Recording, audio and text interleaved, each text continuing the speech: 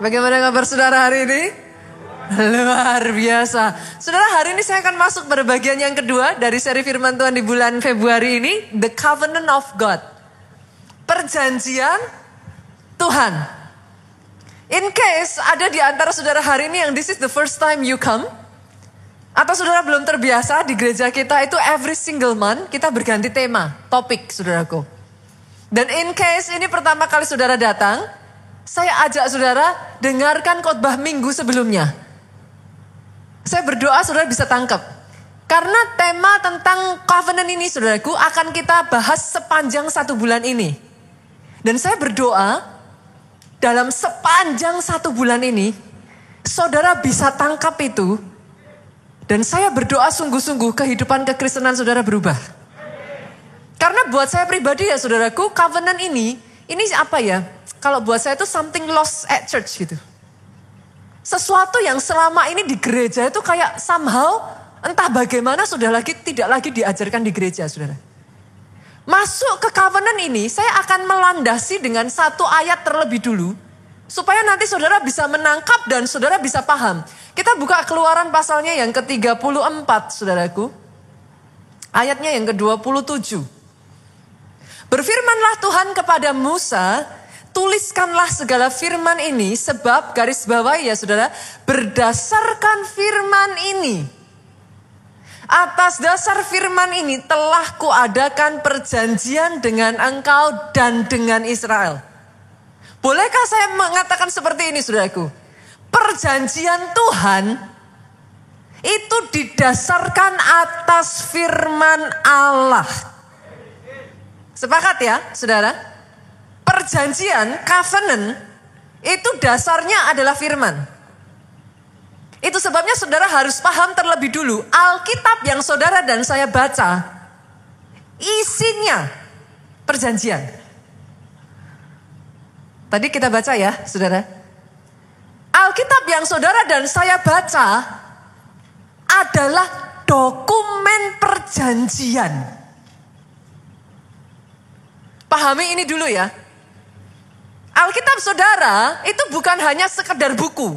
Dia kumpulan dokumen perjanjian yang di dalamnya terdapat pasal-pasal dan ayat-ayat. Oke? Di dalam pasal dan ayatnya berisi hak, kewajiban, dan detail-detail berkenaan dengan perjanjian itu.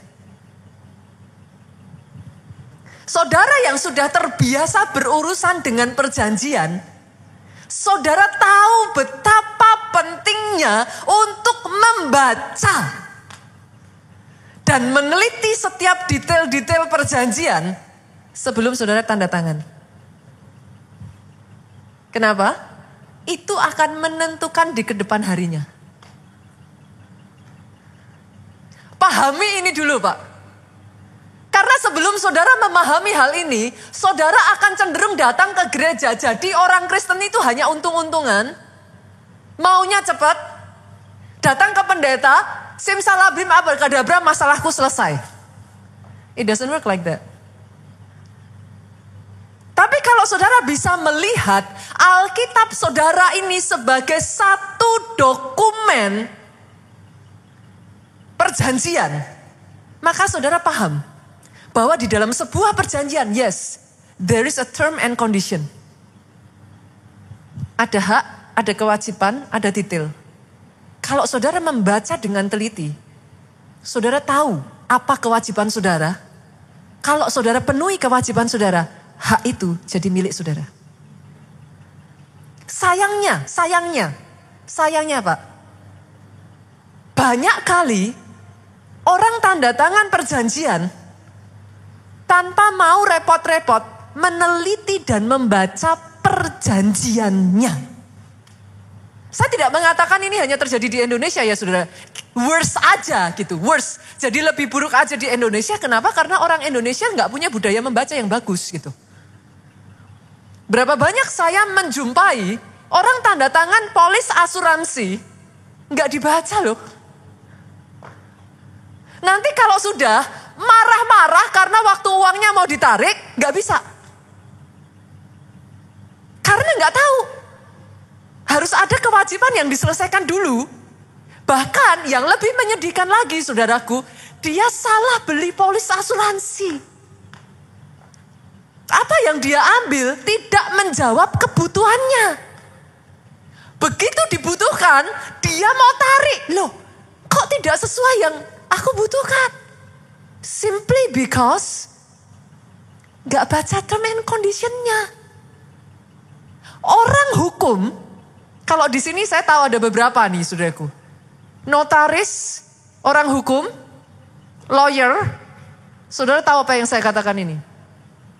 Perjanjian harus saudara baca dengan teliti, saudara pahami detail demi detailnya, barulah saudara bisa mendapatkan benefit terbesar dari itu. Banyak orang harus suffer the consequences because, nah ini saudara, Hosea pasalnya yang keempat ayat 6, ayat ini tuh ngomong gini saudara, umatku binasa karena tidak mengenal Allah. Kalau di bahasa Indonesia kan, saudara tidak akan bisa memahami dengan detail. Tahukah saudara, Alkitab bahasa Indonesia kita ini terjemahan dari King James Version dalam bahasa Inggris. Kalau saya ngambil, saya tarik ya saudaraku, karena namanya orang nerjemahin kadang bisa miss. Bahasa Inggrisnya itu ngomongnya kayak gini saudaraku. My people are destroyed. Umatku binasa, umatku hancur for the lack of knowledge. Boro-boro bikin dosa, saudara. Umatku hancur karena tidak paham. Lack of knowledge. Terbatas pengetahuannya. Nggak paham tentang perjanjiannya. Hancur. Kenapa? Karena apa yang dalam perjanjian harusnya nggak boleh saudara lakukan, saudara tabrak, saudara nggak bisa dapat benefitnya. Saudara salah jalan. Apa yang harusnya saudara lakukan, tidak saudara lakukan. Apa yang seharusnya tidak saudara lakukan, justru yang saudara lakukan. Habis. Itu sebabnya Alkitab berkata, umatku binasa. My people are destroyed. For the lack of knowledge. Ngeri ya saudaraku. Yet berapa banyak sih jujur saudara orang Kristen yang baca Alkitab. Ngeri ya. Bagaimana saudara bisa masuk di dalam covenant. Saudara tadi saya sudah sampaikan Alkitab itu the book of covenant. How can you enter covenant bisa masuk di dalam perjanjiannya Tuhan. Kalau saudara baca aja enggak. Ngeri kan saudara? Ngeri ya? Iblis tuh kalau mau ngancurin orang Kristen gak jauh-jauh saudara. My people are destroyed for the lack of knowledge. Gak ngerti, simply gak ngerti aja. Ketidakmengertian itu Pak, membuat kehidupan banyak orang hancur. Hari ini saya berdoa ya saudara. Ketika saudara memahami satu kebenaran sederhana ini aja. Saya berdoa. Hidup saudara sejak dari hari ini. Mengambil keputusan. Yes pastor, saya mau baca Alkitab. Itu di dalamnya covenant saudara.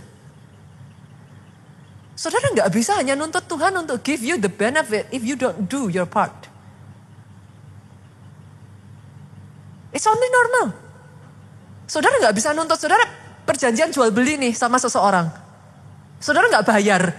Mau gak saudara orangnya ngasih? Gak mau. Sesimpel itu. Tapi orang Kristen miss the big point. Bahkan untuk baca firman aja saudara gak? How do you know? 1 minggu sekali di hari Minggu. Pastor setiap minggu saya ibadah. Saya dengar firman. Gak cukup saudara, saya jamin. Kenapa pastor? Kan di gereja kita ini firmannya tiap bulan beda, justru karena itu. Kejadian sampai Wahyu ya saudara. Saudara tuh harus gali. Karena perjanjian dalam Alkitab kita ini ya saudara, all kind of covenant. Saudara mau hidup dalam damai sejahtera ya, Itu ada pasal-pasalnya. Lakukan itu, maka jalan saudara akan dipenuhi damai sejahtera. Saudara mau hidup diberkati, ada pasal-pasalnya. Lakukan itu. Jalanmu adalah jalan berkat. Dari Kejadian sampai Wahyu itu, saudaraku. Kalau saudara nggak baca, how do you know? Sedangkan di gereja ini, saudara paling banter dengar firman berapa lama sih? 1 jam? Nggak mungkin saya nyampein firman 2 jam, saudaraku, habis waktunya. 1 hour is maximum. 30 menit, sometimes 45 minutes. 1 jam maksimal, Pak. Dalam 1 jam itu, saudara bisa dapat apa? Seberapa? Saya nggak akan bisa make my point dengan menceritakan seluruh dari Kejadian sampai Wahyu, saudara. Yang mengerti katakan amin. Saya akan masuk ke poin saya. Dan itu artinya saudara very limited dapatnya. Itu sebabnya di rumah, you gotta read your Bible. Saudara harus baca Alkitab saudara. Kenapa? Kenapa penting? Saya bacakan ayat ini saudara. Daniel pasal 11 ayat 32 itu ngomong gini. Dan orang-orang yang berlaku fasik terhadap perjanjian akan dibujuknya sampai murtad dengan kata-kata licin. Ini maksudnya gimana saudara? Ada perjanjian nih. Orang yang gak kenal Allah, karena bawahnya ngomong gini, tetapi umat yang mengenal Allahnya akan tetap kuat. Orang yang gak kenal Allah, bukan gak kenal saudaraku. Pengenalannya akan Tuhan ini masih shallow. Akan dibujuk. Supaya apa? Saudara berlaku fasik terhadap perjanjian. Supaya apa? Jangan lakuin perjanjiannya. Iblis itu tahu saudara. You don't do your part, he will not gonna do his part. Akan dibujuknya dengan godaan-godaan sehingga saudara tidak akan melakukan bagian saudara. And in return, karena saudara gak melakukan, ya saudara gak dapat. Tetapi ayat ini ngomong, orang yang mengenal Allahnya, bahasa Inggrisnya, they that do know. Bukan hanya know their God loh saudaraku. Kata do, saudara yang paham dalam hal bahasa Inggris, saudara mengerti. Kata do ditambahkan di sebuah kata kerja, itu artinya sungguh mengenal. Bukan cuma kenal doang. Tapi ketika saudara menemukan kata do ditambahkan, itu artinya saudara beneran kenal Tuhan. Akan kuat. Nah kalau bahasa Indonesianya sudah dikatakan, dan bertindak. Tapi kita kadang bingung, maksudnya bertindak gimana pastor? Bahasa Inggrisnya, shall be strong and do exploit. Apa itu do exploit saudara? Berapa banyak saudara di sini yang punya kartu kredit? Gak usah angkat tangan saudaraku. Saudara punya kartu kredit saudara? Oke, biasanya di dalam kartu kredit itu ada benefitnya. Itu? Ada kartu kredit tertentu, tiap hari Rabu saudara bisa pakai di restoran tertentu, you can like buy one get one. Kayak gitu ya, oke. Kemudian kartu kredit ini ngomong, once a month, kalau pakai kartu kredit ini di tempat tertentu akan dapat bonus cashback.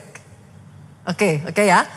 Kartu kredit ini ngomong lagi, kumpulkan poin dari semua pembeliannya itu bisa ditukarkan dengan mile tiket. Pesawat. Sampai mile tertentu nanti bisa dapat perjalanan ke Singapura gratis. Oke ya. Saudara tahu yang dimaksud dengan do exploit? Saudara paham perjanjian itu, you know how to play with it.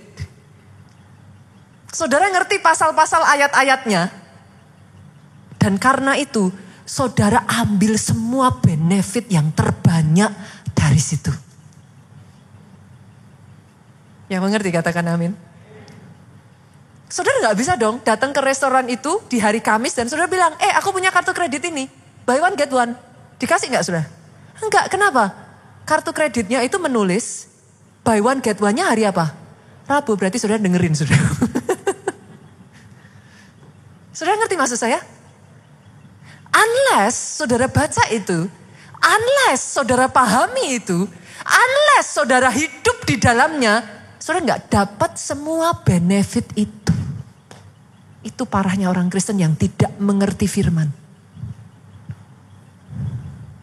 Ngeri gak saudara? Sesederhananya gini, saudara dirampok tapi gak keberatan. Parah gak Pak? Saudara dirampok di depan mata, tapi saudara, okay, that's fine. Go ahead. You lose all the benefit you can get, but you are okay with it. Ngeri ya saudara?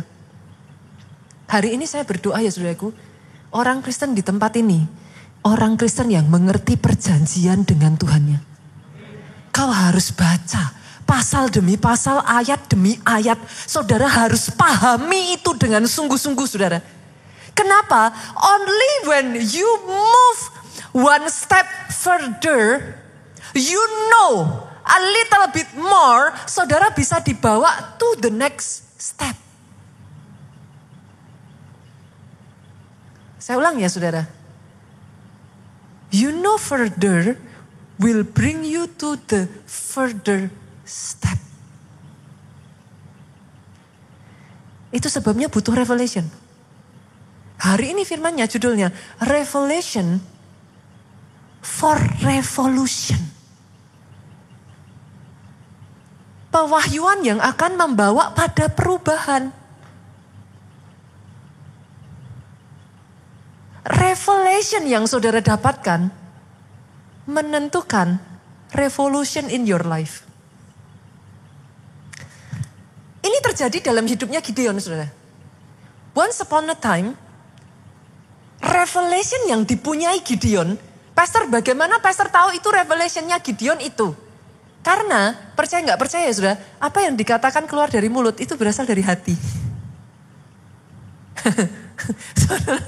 Saudara kalau mau tahu, gampang kok. Keluar dari mulut, itu dari hati.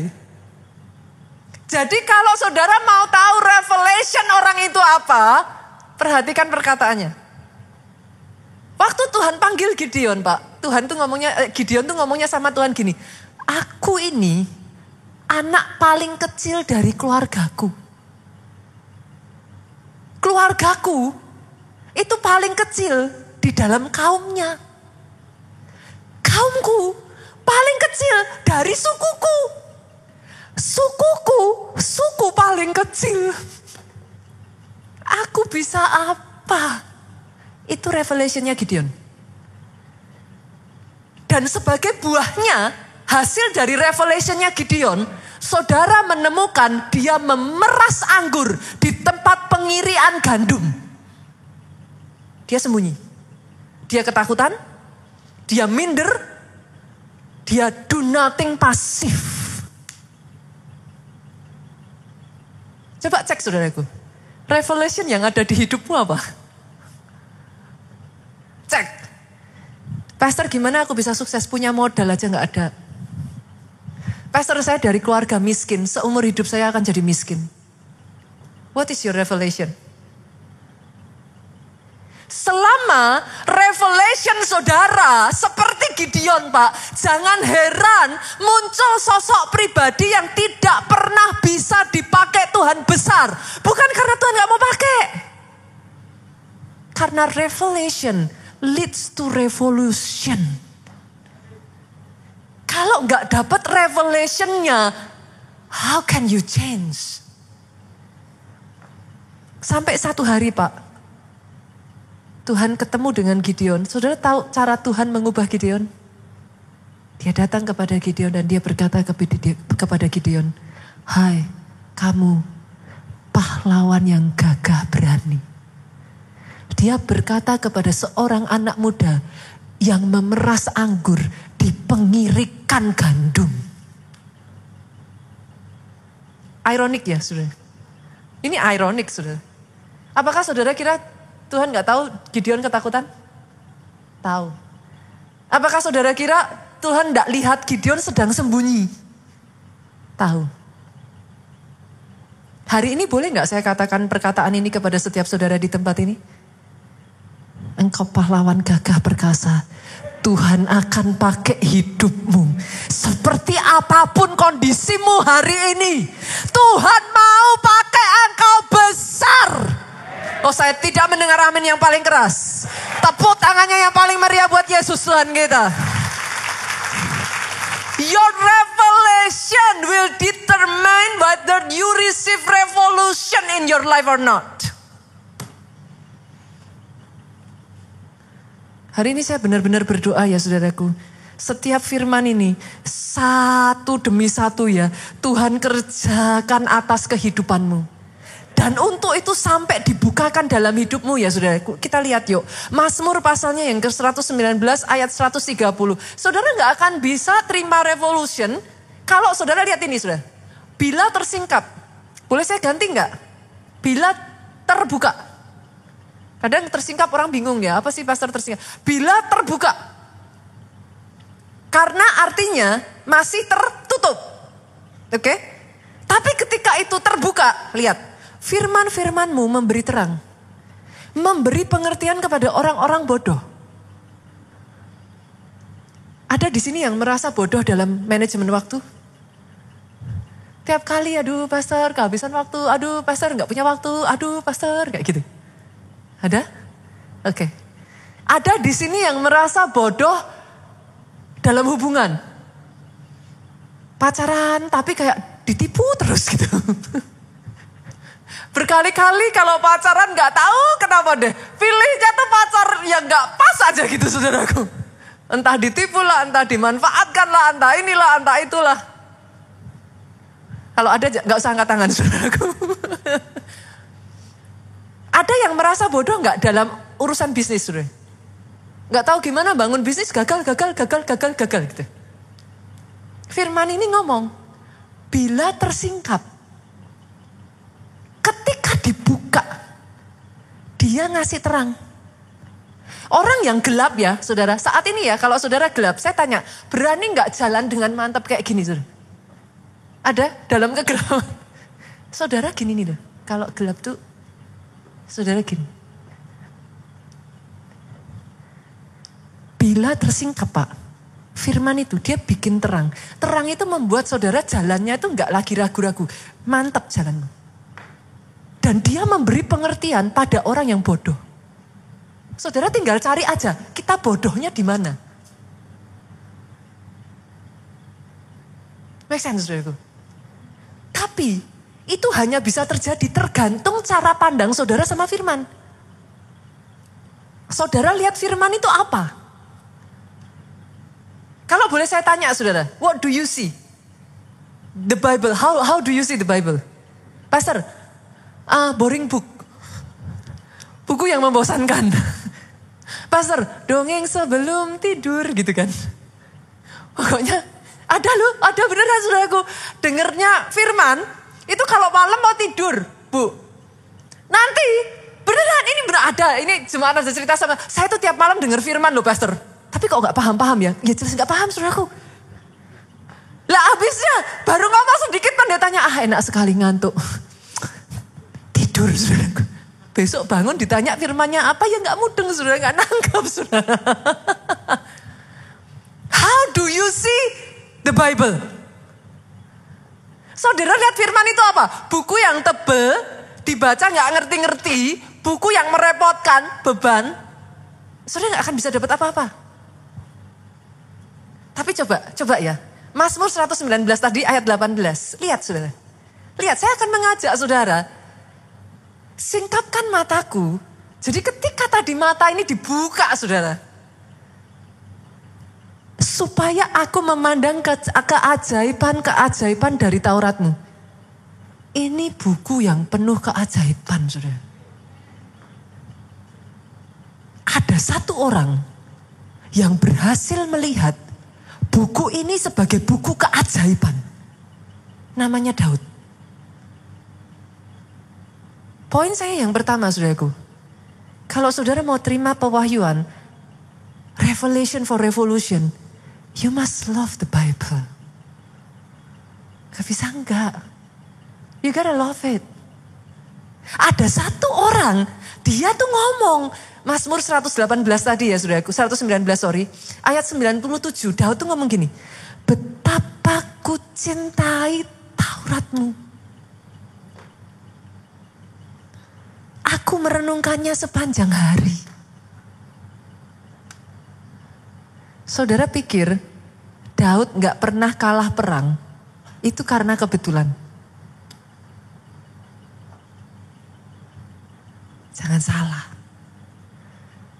Mazmur 1 ayat 1 sampai 3. Renungkanlah itu siang dan malam.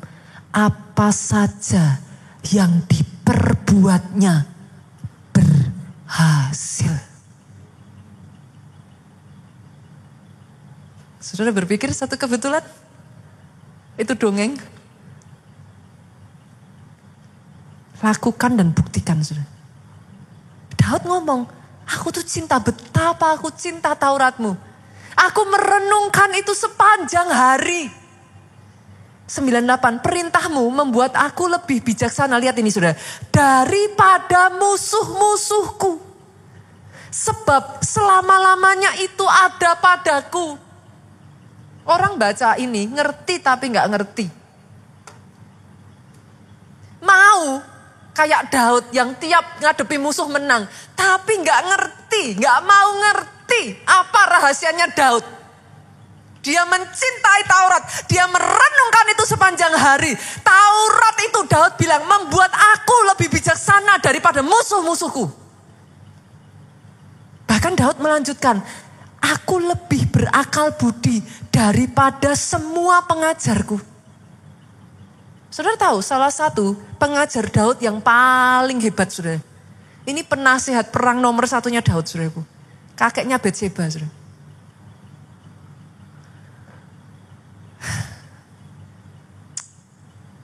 Sampai satu hari Daud jatuh saudaraku.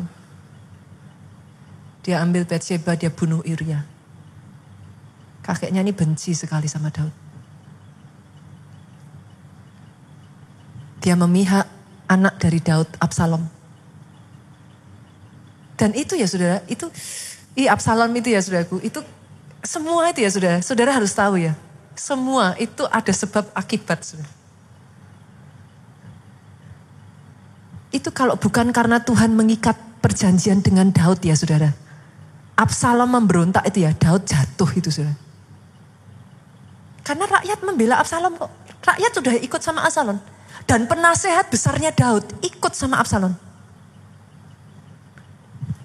Kakeknya Batseba ini sudah ngasih nasihat sama Absalom. Jangan berhenti, serang. Absalom dengerin nasihat dari anak-anak muda seusianya.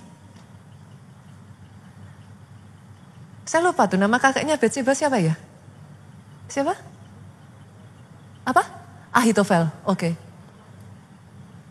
Begitu Ahitofel ini ya saudara, dia tahu Absalom tidak mendengar nasihatnya. Dia langsung tahu Absalom bakal kalah. Dia pulang, Ahitofel meninggalkan Absalom, dia pulang ke rumahnya, dia gantung diri. Ngeri ya. Nasihat Ahitofel itu Alkitab mengatakan setara dengan nasihat dewa. Tapi Daud di sini ngomong, aku nih lebih berakal budi dari semua pengajarku. Saudara tahu kenapa? Betapa ku cintai Tauratmu, aku merenungkannya sepanjang hari. Ayat 101, ayat 100, aku lebih mengerti daripada orang-orang tua sebab aku memegang titah-titahmu. 101, terhadap segala jalan kejahatan aku menahan kakiku nih. Saudara lihat, seorang raja di zaman itu ya saudara bisa bayangin lah saudara. Mereka free to do anything. Bukan berarti Daud tidak melakukan kesalahan ya Pak. Tapi Daud itu ngomong, aku menahan kakiku. Coba bayangin Salomo saudara, istrinya 1000 loh saudara. 700 istri, 300 gundik gitu saudara. 1000. Tapi Daud ngomong, aku menahan kakiku. Daud bisa, dia raja kok. Aku menahan kakiku supaya aku berpegang pada firman-Mu. Daud itu paham saudara. Karena kalau dia lepas dari firman, hidupnya hancur. Dia ngerti itu perjanjian. Saudara nggak bisa main-main dengan sebuah perjanjian. Saudara nggak bisa bilang kayak, Tuhan kan tahu hatiku. Nggak ada, saudara. Dalam perjanjian, you do it or you don't do it. Saudara nggak bisa kayak bermain-main and then, it's gonna be okay. Tuhan murah hati, panjang sabar, lemah lembut. Perjanjian is perjanjian. Daud ngomong lanjutannya, saudaraku. Aku tidak menyimpang dari hukum-hukummu, sebab engkaulah yang mengajar aku. Betapa manisnya janjimu, diulang lagi sama Daud. Itu bagi langit-langitku lebih daripada madu bagi mulutku. Saudara mau tahu betapa cintanya Daud sama firman? Ayat 127. Itulah sebabnya aku mencintai perintah-perintahmu lebih daripada emas, bahkan daripada emas tua. Boleh gak saya tanya, saudara? Pilih mana? Emas 24 karat 1 kilo. Atau satu pewahyuan dari Tuhan? Yang benar di gereja aja bilang pewahyuan.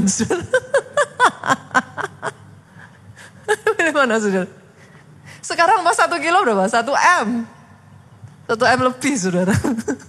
Pilih mana? Emas 1 kilo atau satu pewahyuan dari Tuhan. Udahlah pastor, yang cepet aja emas 1 kilo. Tadi pagi saya di PIK, saya mengatakan ini, saudara. Gedung yang saudara lihat di PIK, itu hasil dari sebuah revelation. Mau saudara bandingkan dengan 1 kilo emas? Kalau saudara tahu harga dari sebuah revelation ya, 1 kilo emas gak ada artinya. Saudara. Tapi hanya orang yang mencintai firman, yang mengerti artinya. Karena kalau saudara gak mencintai firman, gak bisa itu dibukakan, saudara. Tergantung cara saudara melihat kok. Itu sebabnya yang kedua, saudara. Kalau saudara mau dibukakan, membaca dan merenungkan firman itu harus di bawah pengurapan. Saudara pernah gak ya penasaran kayak saya? Kenapa kalau nonton drakor itu asik? Tapi kalau denger khotbah ngantuk? Pernah kepikiran gak?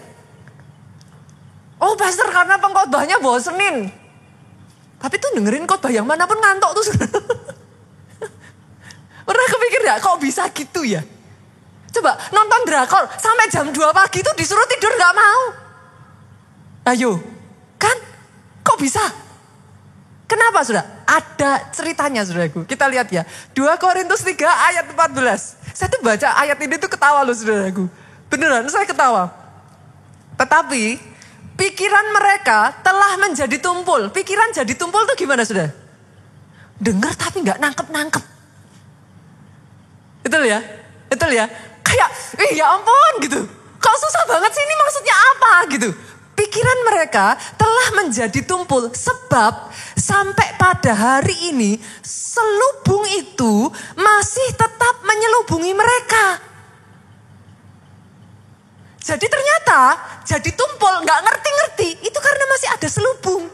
Selubung masih menyelubungi. Jika mereka, nah ini saya sampai ketawa baca ini sudah. Jika mereka membaca perjanjian lama itu tanpa disingkapkan. Ada yang di sini lebih milih baca perjanjian baru daripada perjanjian lama? Baca perjanjian lama tuh ya sudah. Apalagi nyampe di bilangan. Itu kayak ngitung kambing tuh sudah. 1152.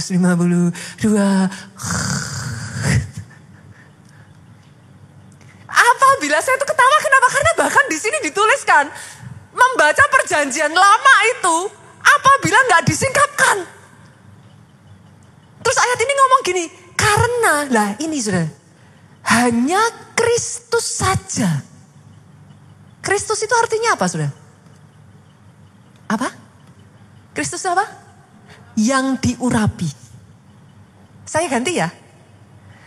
Karena hanya yang diurapi saja yang dapat menyingkapkannya. Jadi gak bisa saudaraku. Karena itu kayak terselubung gitu. Saudara kayak ngantuk. Makanya Kayak apa ya saudara? Saudara kalau sebelum dengar firman, diajak nyembah kan? Pujian penyembahan, saudara pikir cuman kayak ritual di gereja? Enggak, itu ada tujuannya. Tanah kalau kering, benih, firman itu benih saudara. Benih ditanam, enggak bisa tumbuh. Pujian dan penyembahan itu membajak tanah saudara. Jadi tanahnya tuh lembut, gembur. Ditanemin, cepat masuk. Boleh singgol kiri kanan. Makanya datang pas pujian penyembahan. Langsung satu sama lain. Udah konsentrasi susah. Saudara skip pujian penyembahan. Yang ketahuan jangan berkata amin saudaraku. Pujian penyembahan itu membantu tanah hati kita tuh gembur saudara. Kalau enggak, kayak susah, keras. Hatinya tuh keras. Dengar firman, masih puji Tuhan masuk sini, keluar sini. Masuk sini, keluar sini saudara. Enggak bisa. Itu alasan kenapa kalau saudara dengar firman ngantuk. Kayak gitu masih mau disambil online saudara. Habis saudaraku. Saya gak habis pikir. Itu sebabnya ya. Iblis tuh gak takut tuh kalau saudara ke gereja, serius. Iblis tuh takut orang yang paham firman. Saudara masih ingat iblis itu diusir Yesus. Loh, jangankan saudara, sama Yesus. Itu kan tuan di atas tuan. Iblis tuh berani loh datangi. Sembahlah aku. Kata iblis. Jatuhkan dirimu dari bubungan langit. Kalau benar, nanti tangan Tuhan, ubah itu batu jadi roti. Loh, jangankan sama saudara, sama kita. Kita ini kan hanya anak-anak. Ini sama quote-quote ya sudah. Dedengkotnya aja dia berani nantang kok saudaraku. Yesus tidak mengalahkan iblis. Senjata yang dipakai Yesus ngalahin iblis. Itu firman. Nah, saudara kalau firman tidak mau baca terus ya gimana tuh saudaraku? Saudara mau ngalahin dengan apa? Sama bos kita aja dia berani macem-macem. Berani loh dia ngomong, sembahlah aku. Akan aku berikan nih semua seisi bumi ini. Apalagi sama kita. Apa yang bikin dia takut? Dia takut kalau saudara itu sudah mainkan pedang di tangan saudara ini loh. Nih pedang ini saudara. Pedangnya kalau dipakai tidur dia gak takut saudara. Firman itu pedang. Tapi firman saudara pakai tidur, ngapain dia takut? Hanya ketika saudara jadi ahli bermain pedang, takut dia. Karena dia gak bisa main-main saudara. Orang yang tahu kebenaran, the truth shall set you free. Saudara gak bisa dimainkan. Makanya hanya oleh orang yang diurapi. Orang yang diurapi, ini poin saya ketiga ya saudaraku. Poin saya yang ketiga. Mau jadi orang diurapi, saudara harus bangun manusia roh saudara kuat. Kenapa? Sama seperti bayi, waktu masih kecil, dia bisanya apa? Oe. Kayak itu loh saudaraku, uget. Apa sih? Cuman gini-gini doang, gak bisa apa-apa. Coba saudara godain bayi, paling bisanya nangis kan? Nah iblis seneng tuh. Ya godain aja terus. Paling nangis. Tapi setelah dia semakin kuat, bayi yang tadinya cuman bisa gini-gini, bisa merangkak. Sekarang dia bisa berdiri. Dia bisa jalan. Sekarang dia bisa lari. Sama. Kenapa? Manusia rohmu harus dibangun jadi kuat. Kalau manusia rohmu kuat ya saudara, indera-indera rohmu ini jadi tajam. Dengernya cepet, ngelihatnya cepet, ngerasanya cepet. Hubungannya apa pastor? Lah ada tuh saudara, orang-orang tuh ya, kalau tajam ya, Tuhan ngomong sedikit aja, saudara sudah tahu. Oke. Tapi kalau manusia rohnya lemah saudara, itu udah sampai dibentak, hei gitu. Saudara masih,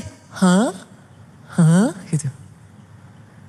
Tuhan udah kasih warning, gak boleh, jangan. Udah dibentak kenceng ya saudara. Tapi dasar manusia rohnya lemah saudara. Dengar warningnya dari Tuhan, kebetulan. Saudara ngerti yang saya maksudkan? Kalau manusia rohmu kuat, jangankan Tuhan bentak. Tuhan cuma melirik gini aja, sudah gini sudah. Ya Tuhan, salah Tuhan, maaf Tuhan. Sudah ngerti yang saya maksudkan? Beda. Saya kalau bukan karena mengasah manusia roh saya ya saudaraku, anak ketiga saya hilang saudara. Jen itu enggak akan selamat. Karena enggak kelihatan, saya udah pernah ceritakan kepada saudara. Air ketubannya itu diserap oleh plasentanya, jadi enggak bocor, enggak ada tanda apapun dan tidak terlihat. Itu tuh hanya kayak suara yang sangat tipis sekali. Ke rumah sakit segera. Tapi kalau kepekaan saudara enggak diasah, saudara dengar seperti itu. Waktu itu bahkan suami saya sudah ngomong sama saya, enggak usah nanti dimarahin dokter loh. Kalau saudara tidak mengasah itu dan membiasakan mengikut petunjuk itu ya, dengan sangat mudah saudara akan bilang, enggak usah lah, enggak apa-apa, enggak usah nanti aja. Saudara mengerti maksud saya? Kenapa? Kita tuh manusia rohnya harus kuat karena itu. Ketika Tuhan ngasih saudara petunjuk itu ya, itu langsung cepat loh saudara bisa nangkep. Apakah menurut saudara, Daniel itu dikatakan di Alkitab doa 3 kali sehari itu cuma biar kelihatan rohani saudaraku? Enggak. Daud disebut di dalam Alkitab 7 kali sehari dia memuji menyembah Tuhan. Hanya supaya gaya-gayaan aja saudaraku? Enggak. Mereka orang-orang yang paham power dari spirit yang kuat. Saudara tahu dalam hidup Daud ya, kalau rohnya enggak kuat, pada saat siklak, habis dia. Seluruh anak buahnya, orang-orang setianya, pahlawan-pahlawan besarnya, Alkitab mencatat hendak melempari Daud dengan batu. Tapi karena manusia rohnya Daud itu kuat saudaraku. Di tengah masalah seperti itu, Alkitab mencatat Daud mencari Tuhan. Akan ku kejarkah Tuhan atau tidak? Apakah kau serahkan musuhku Tuhan? Tuhan jawab, maju, kejar. Itu kalau Daud, manusia rohnya gak kuat, dia gak bisa ngerti saudara. Sebagai akibatnya, kalau saudara baca, ini sering saya katakan. Siklak itu menuntun Daud. Setelah siklak selesai, Daud diangkat jadi raja saudara. Jangan heran kalau manusia rohmu kuat. Kesempatan demi kesempatan demi kesempatan. You shall do exploit. Sikat semua saudara. Karena Tuhan tuh kasih suara kok saudara. Dia tuh nuntun kok. Tapi kalau saudara manusia rohmu gak kuat ya. Dituntun Tuhan gak bisa denger saudara. Miss. Langkahmu salah terus. Jadi bukan Tuhannya gak mau bawa. Mau dibawa tapi gak bisa. Dan yang keempat saudara. Kalau saudara mau dapat pewahyuan ya, ini, sorry ya saudara, saya harus ngomong, hidup takut akan Tuhan. Itu non-negotiable. Kenapa? Kita buka ya, ayat minggu lalu, Mazmur 25, ayatnya yang ke-12 sampai 14 itu ngomong gini, siapakah orang yang takut akan Tuhan? Kepadanya Tuhan menunjukkan jalan yang harus dipilihnya. Saudara hari-hari ini masih bingung, Pastor, galau. Ini obat galau, saudara. Orang yang takut akan Tuhan, Tuhan tuh nunjukin jalannya. Kenapa? Kalau tidak ada roh takut akan Tuhan ya saudaraku, buru-buru, Tuhan gak mau pegang saudara. Mana ayatnya Pastor, saya tunjukin nanti. Ayat 13, orang itu sendiri akan menetap dalam kebahagiaan. Jadi kebahagiaannya tuh bukan timbul tenggelam. Akan menetap, dia akan terus bahagia. Daud, kenapa dia pegang saudara? Kenapa dia hati-hati langkahnya? Kenapa dia gak mau melakukan yang gak baik sama Tuhan? Karena dia ngerti ini. Kalau saudara gak takut Tuhan, bisa bahagia. Bahagianya tuh timbul tenggelam. Dan anak cucunya akan mewarisi bumi. Wow, bukan hanya saudara. Saudara mau yang berjaya bukan saudara tapi sampai keturunan, pegang ini. Takut akan Tuhan. 14, Tuhan bergaul karib dengan orang yang takut akan dia, bestie. Tuhan tuh BFF sama orang yang takut akan Tuhan. Saudara di dunia bisnis, saudara tahu betapa pentingnya hubungan. Hubungan bisa membuka saudara, hubungan bisa menutup saudara. Yang tadinya sama orang lain susah, kalau hubungan saudara dekat, buka tuh semua jalur. Itu aja sama saudara di kayak pemerintahan lah ibaratnya. Ini Tuhan saudara. Kalau dia sudah buka jalannya dia, kayak apa itu saudara?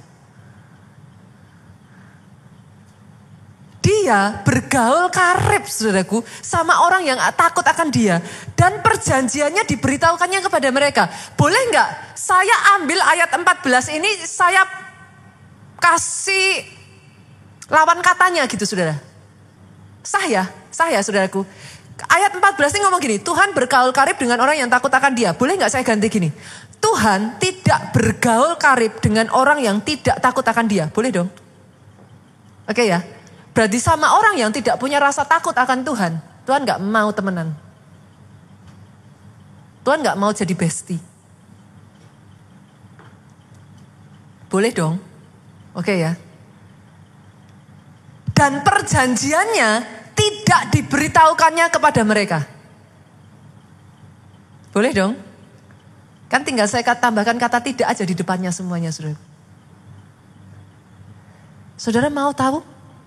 Rahasia-rahasianya Tuhan, saudara mau dibukakan pintu demi pintu. Takut Tuhan. Jangan main-main sama dosa, saudara.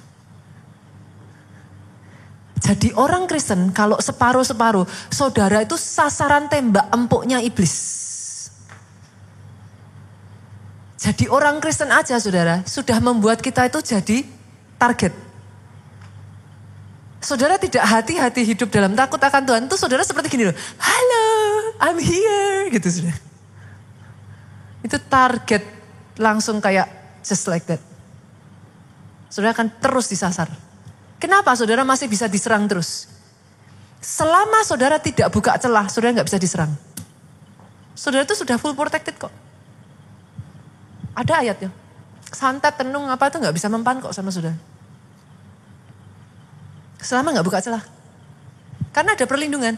Lah salah siapa? Kalau saudara sendiri yang buka pintu dari dalam. Tada, masuk gitu kan.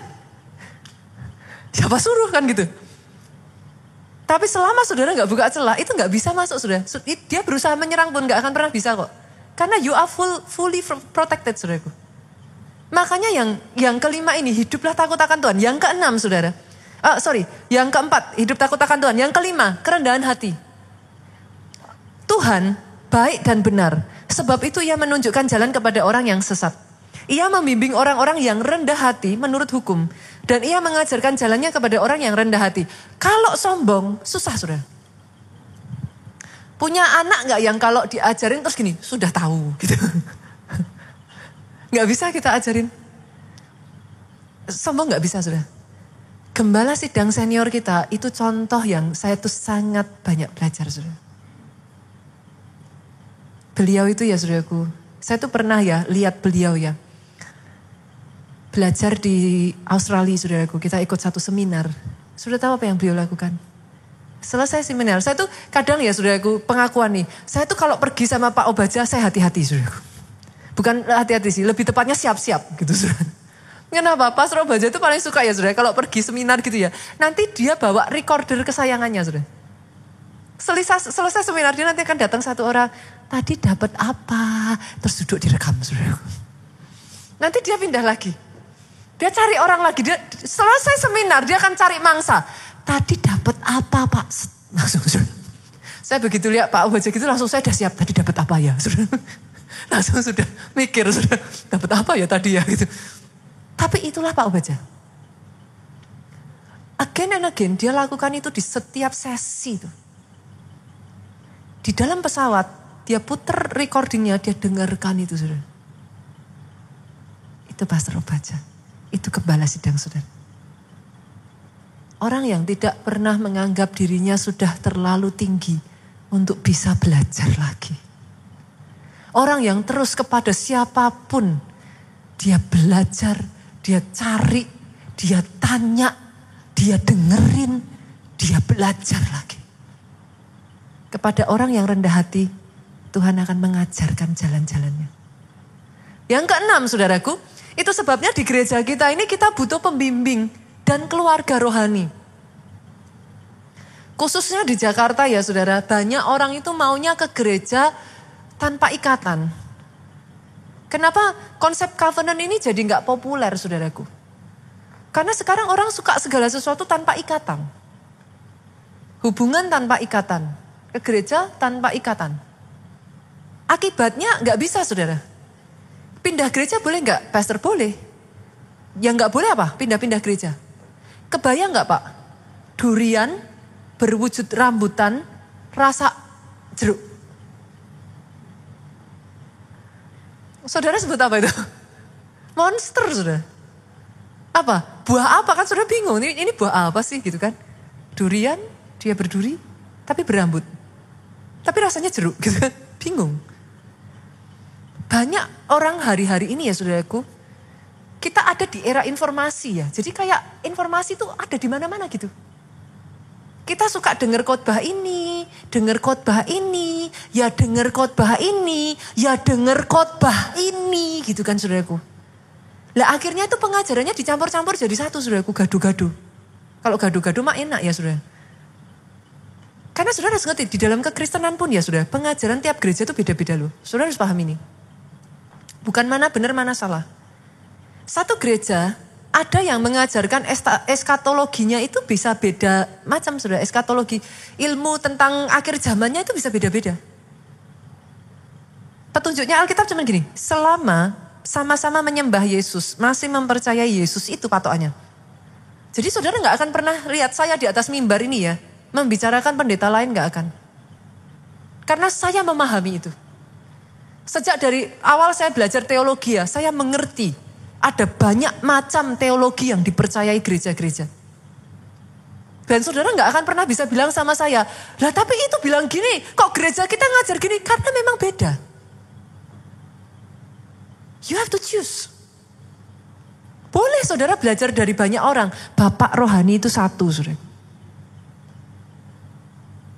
Saudara harus ngerti itu.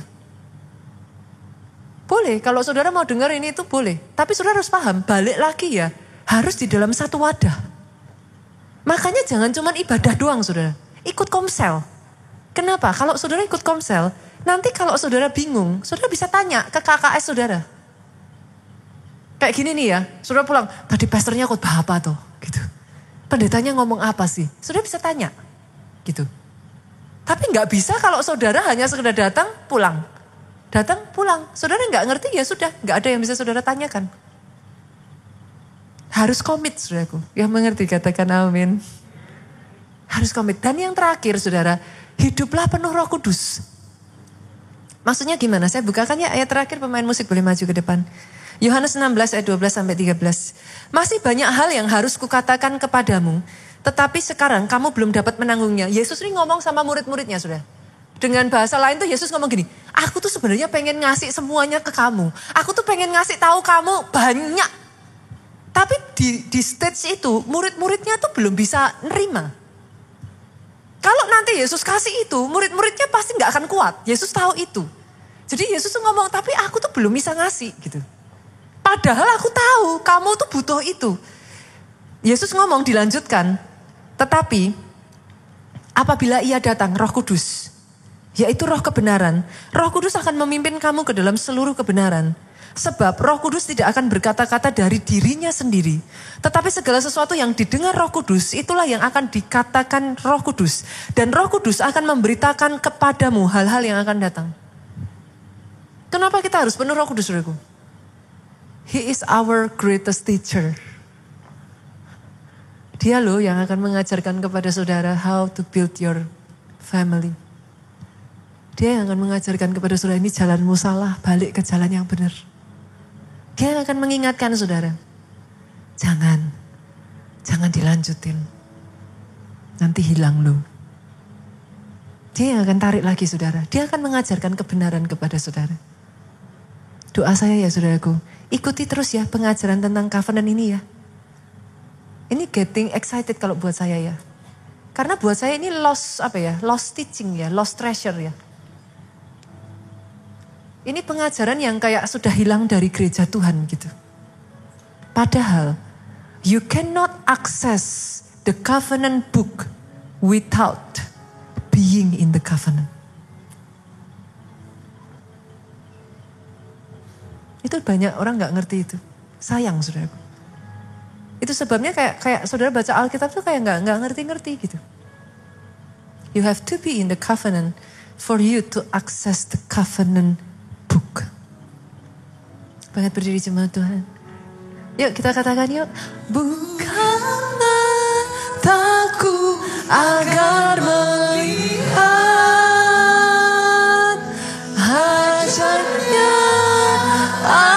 ajaknya kasih-Mu Bapa, agar mengenal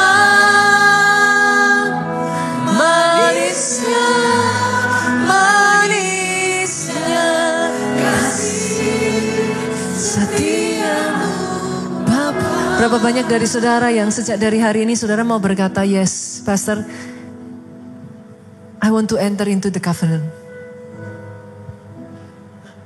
That is Christianity. Itu sebabnya kenapa saya mengatakan saudaraku, kekristenan itu not just a religion. Dia bukan sekedar agama. Karena dia itu kayak perjalanan kita sama Tuhan gitu. Kekristenan itu kayak apa ya saudaraku? Saudara itu kayak berjalan dan mengikat perjanjian dengan Yesus gitu. Itu bukan cuma agama. Gak bisa dipahami hanya dari sisi sudut pandang agama saudara. Kekristenan itu satu orang dengan satu orang yang lain beda-beda. Karena tergantung dealnya. Perjanjian yang saudara ikat dengan Tuhan itu apa? Itu beda-beda. Boleh nggak saudara? Saya nggak punya goal lain di bulan ini. Goal saya cuma satu. Sadari bahwa saudara tidak akan bisa mengakses di dalam kekristenan itu tanpa saudara paham konsep covenant. Dan setelah itu, make a deal with your God. Masuk di dalam perjanjian. Kenapa saudara? Karena kalau saudara hidup di dalam perjanjian, firman tuh ngomong gini. Langit dan bumi boleh lenyap. Firmanku tinggal tetap. Artinya apa? Mau pandemi, mau krisis, mau bencana apapun. Perjanjianku itu akan tetap tinggal. Hidupmu gak akan dipengaruhi dengan krisis, pandemi, apapun. Perjanjian itu akan tetap tinggal, Pak. Mau masa kering, masa basah, selama kau pegang perjanjian dalam hidupmu, apa yang ada di dalam perjanjian itu akan terjadi. Orang Kristen yang mengerti hal ini, hidupnya tidak akan goyah. You shall be strong and shall do exploit. Berapa banyak dari saudara yang saudara mau, saudaraku? Saudara mau di hadapan Tuhan, saudara berkata, ajar aku Tuhan. Bukakan untuk aku bisa ngerti apa itu covenant dengan Tuhan. Kenapa? Bukan gak dosa hanya karena saudara nanti masuk neraka ya. Bukan. Tapi saudara ngerti kenapa? Because it is part of the covenant gitu. Saudara tahu aiming saudara apa, dan saudara tahu this is my part. When I do my part, he shall do his. Sepakat ya saudaraku? Boleh ya? Boleh enggak? Saya tahu ada sebagian dari saudara hesitate, takut. Karena saudara berpikir, Pastor apa bisa ya? Aku komit untuk baca firman.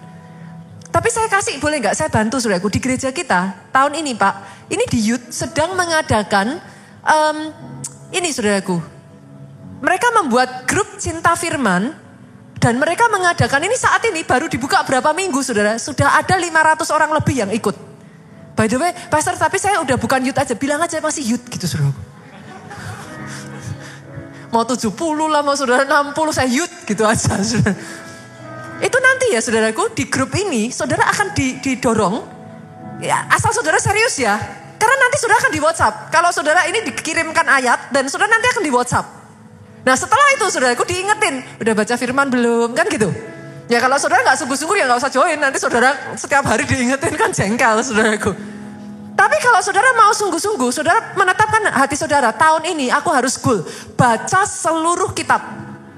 Mereka sedang, ini baru, karena baru dimulai beberapa minggu yang lalu, not too late gitu saudaraku. Belum terlambat gitu buat saudara. Join. Masuk komit sungguh-sungguh, nanti saudara akan melihat. Komit sungguh-sungguh loh ya saya, jangan hanya coba-coba loh ya. Jangan hanya sekedar, karena firman Tuhan minggu lalu ngomong, dengar dengan sungguh-sungguh, setelah itu lakukan dengan setia. Setia itu bukan seminggu. Setia bukan sebulan. 30 tahun berhenti setia artinya sudah tidak setia. Setia itu ketetapan untuk terus melakukan. Yang ketiga, lakukan seluruh. Jangan dipilih-pilih. Sepakat? Jangan dipilih-pilih. Lakukan seluruh. Kalau covenant-nya bilang apa, nggak enak di hati pun telan. Jalankan. Karena itu covenant, saudara. Buat saudara yang sungguh-sungguh mau, angkat tangan saudaraku. Hambamu berdoa Tuhan, sejak dari hari ini, Engkau melihat kerinduan hati anak-anakmu di tempat ini. Engkau melihat kemauan mereka untuk bertumbuh. Engkau melihat mereka sudah capek jadi orang Kristen yang dipermainkan oleh masalah. Capek jadi orang Kristen yang gampang jatuh bangun. Tapi sejak dari hari ini, kami datang di hadapan-Mu. Roh Kudus, bantu kami. Tolong kami.